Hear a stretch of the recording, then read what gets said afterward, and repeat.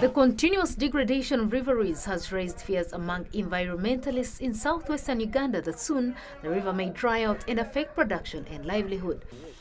River Rwizi is majorly threatened by encroachment on its catchment areas, contamination and silting as a result of bricklaying as well as sand mining. Those who visit River Rwizi during the dry season can tell the story.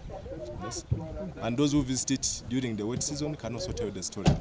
You have two extremes. During the wet season, it is full.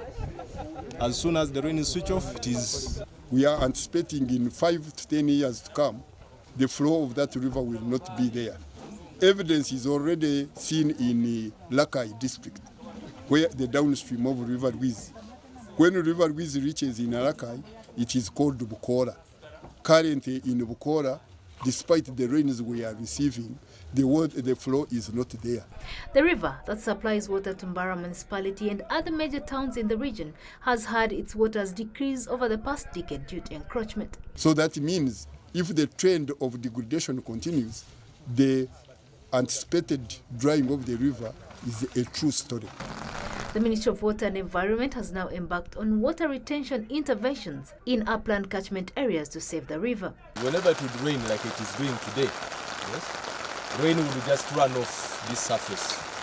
And it would cause the havoc we've seen there, the flash floods with those debris all flowing down. So these interventions were aimed at actually arresting this rain when it comes down, so that it is able to infiltrate and then it comes out gradually. This move started with the construction of water conservation structures that include earth and stone bands, retention beaches, gabions and trenches in the upland catchment areas.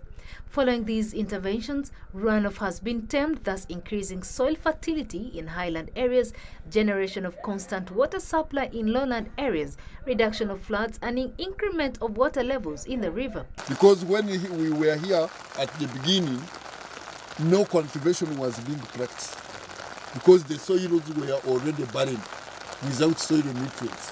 But when the soil moisture content was improved, and you can see gardens, people are now appreciating. The 450 million shillings has so far been injected in the construction of water conservation structures in Nyakambu in Obuheju, Masiora in Shema, and Kabingo in Isinjiro district. Locals who were forcefully evicted from the catchment areas said this was a good move by government.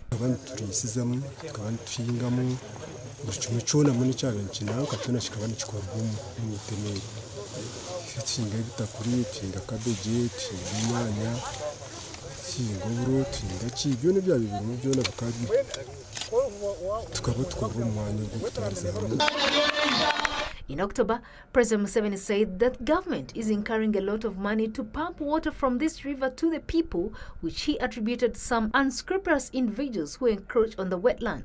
He directed the authorities to evict all the encroachers, although it's yet to be done.